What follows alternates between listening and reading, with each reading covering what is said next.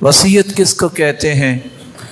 علماء یہ لکھتے ہیں عہد یضاف الی ما بعد الموت، موت کے بعد جو چیز نافذ کی جاتی ہے میت کی طرف سے اس کو وصیت بولا جاتا ہے۔ آپ صلی اللہ علیہ وآلہ وسلم نے وصیت کی اہمیت کو بھی واضح کیا ہے۔ فرمایا ما حق امرئ مسلم لہ شیء یرید ان یوصی فیہ یبیت لیلتین الا ووصیتہ مکتوبۃ عندہ۔ جو تو مسلمان ہے، دعویٰ ہے کہ میں مسلمان ہوں، اس کی 2 راتیں نہیں گزرنی چاہیے، اس کی وصیت لکھی ہوئی ہونی چاہیے، وصیت لکھی ہوئی ہونی چاہیے۔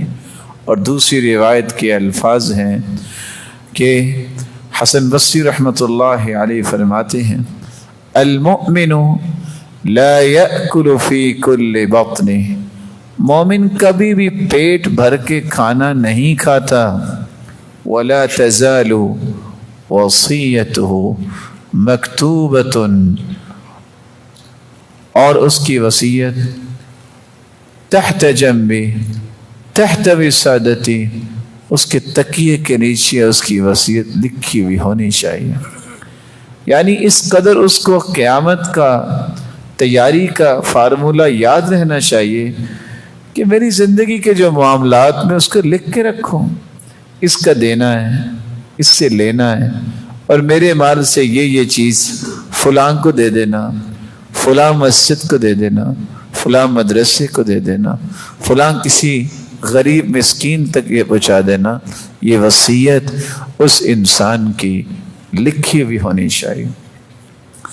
ضحاک بیان کرتے ہیں کہ یہ اللہ ذو الجلال کا نظام ہے، من مات ولم یوصی لذوی قرابتہ فقد ختم عملہ بمعصیہ۔ جو بندہ فوت ہو جاتا ہے لیکن اس نے کسی رشتہ دار کے لیے وصیت ہی نہیں کی تو اس کا خاتمہ برائی پر ہوتا ہے۔ اس لیے وصیت کے بارے میں انسان کو ہر وقت حساس رہنا چاہیے۔ اتنے بڑے بڑے مسائل اور اس کے بارے میں انسان کچھ لکھتا ہی نہیں، یہی نتیجہ ہے۔ بڑے بڑے نیک لوگ جنہوں نے اس بات کا اہتمام کیا، نسلوں کی نسلیں ان کی سمر گئی، اور بڑے بڑے لوگ اس بات میں سستی دکھائی اور امت کے لیے فتنہ بن گئے۔ اس لیے رسول اللہ صلی اللہ علیہ وسلم کی اس حدیث کی روشنی میں، جو حدیث صحیح الجامع کی ہے کہ 2 راتیں نہیں گزرنی چاہیے، وصیت لکھی ہوئی ہونی چاہیے۔ اور اس وصیت کا اصول کیا ہے؟ پہلا اصول لا وصیت لوارث، ان اللہ اعطى كل ذی حق حقه ولا وصیت لوارث۔ اللہ نے ہر ایک کو اس کا حق دے دیا ہے وراثت کی شکل میں، لیکن وصیت جو وارث بن رہا ہے، وراثت جس کو مل رہی ہے، اس کے نام کی وصیت نہیں لکھی جا سکتی۔ میری اولاد میری وارث ہے، میں اپنی اولاد کے نام پہ وصیت نہیں لکھ سکتا۔ یہ اصول ہے شریعت کا، لا وصیت لوارث، جو وراثت کا حقدار ہے اس کے نام کی وصیت نہیں لکھی جائے گی۔ دوسرا وصیت کا اصول یہ ہے کہ آپ سارے مال کی وصیت نہ کریں۔ والثلث کثیر، 1/3، 1/3 اپنے پورے مال کا 1/3 حصہ صرف وصیت کر سکتے ہیں، اس سے زیادہ آپ کو وصیت نہیں کرنی چاہیے، کیونکہ آپ صلی اللہ علیہ وآلہ وسلم نے فرمایا کہ ثلث یہ بھی زیادہ ہے۔ آپ صلی اللہ علیہ وآلہ وسلم نے تیسرا اصول یہ بیان کیا ہے، وصیت جس کا نفاذ موت کے بعد ہوتا ہے، اور قرآن کہتا ہے من بعد وصیت یوصی بها او دین، انسان جب فوت ہو جائے تو سب سے پہلا کام کیا کرتے ہیں؟ اس کی وصیت کو نافذ کرتے ہیں، اس کے قرض کو ادا کرتے ہیں. پھر جو باقی مال بچتا ہے اس کو کہتے ہیں ترکہ، چھوڑا ہوا مال، المال المتروک. یہ ورثہ ہے، یہ وراثت ہے، اس کو تقسیم کیا جاتا ہے. لیکن کیسے تقسیم کیا جاتا ہے؟ جیسے اللہ نے تقسیم کیا ہے. اللہ کی تقسیم سے بڑھ کر کسی کی تقسیم نہیں ہو سکتی. تو اس وصیت کو نافذ کرنا یہ ایک شرعی ذمہ داری ہے. قرض کو ادا کرنا یہ ایک شرعی ذمہ داری ہے. وَدَيْنُ اللَّهِ أَحَقُّ أَن يُقْضَى. جس طرح دنیا سے قرض انسان لیتا ہے اسے واپس کرنا چاہیے، اللہ کا قرض زیادہ حق رکھتا ہے کہ اسے جلدی ادا کیا جائے.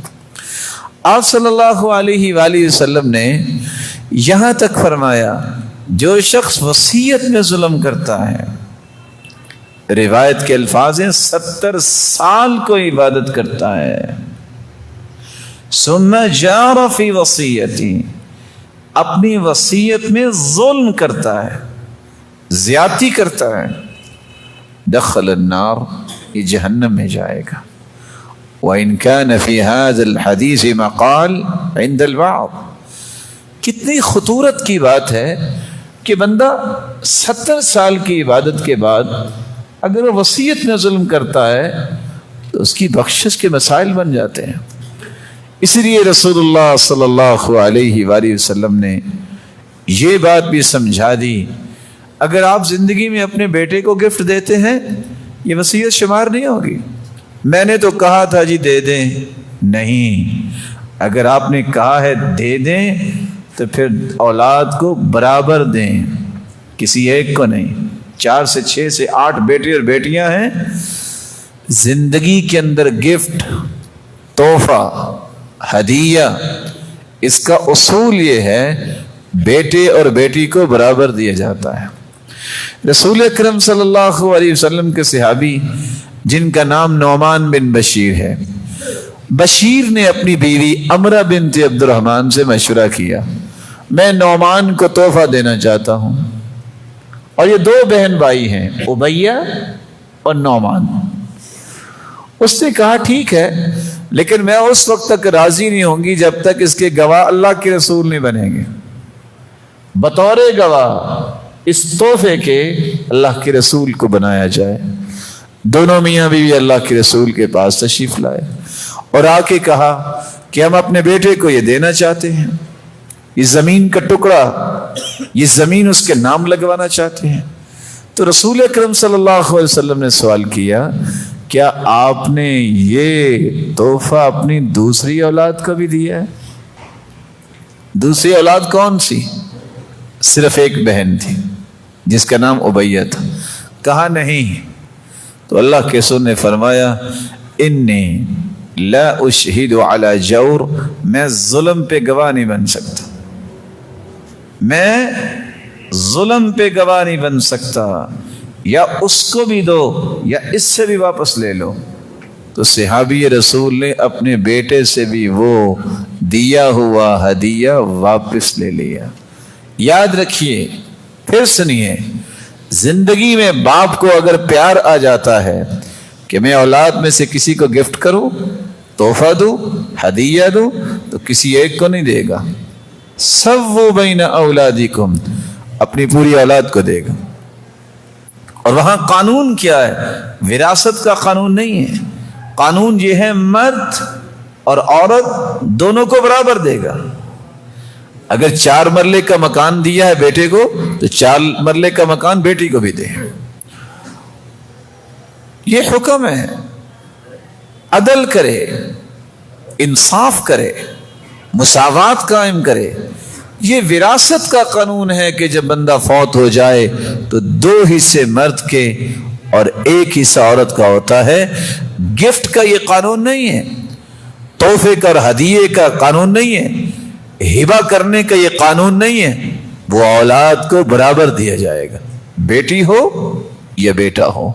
لیکن اگر وراثت کی بات ہو تو پھر مرد کے 2 حصے اور عورت کا 1 حصہ ہے۔ اور اس وراثت میں بھی اللہ نے 2 حکم جاری کیے، تلک حدود اللہ، یہ اللہ کی حدود ہیں، اس کو کراس نہ کیجیے گا۔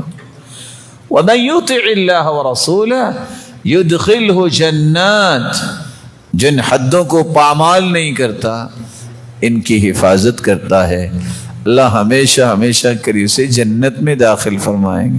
وَمَن يَعْصِ اللَّهَ، اور جس نے اللہ اور اس کے رسول کی نافرمانی کی، یعنی یہ حدیں توڑ دیں۔ حدیں کیسے آئی ٹوٹتی ہیں؟ بہنوں کی زمین مار لی، بیٹیوں کو وراثت نہ دی، اور پتہ کیا کہتے ہیں؟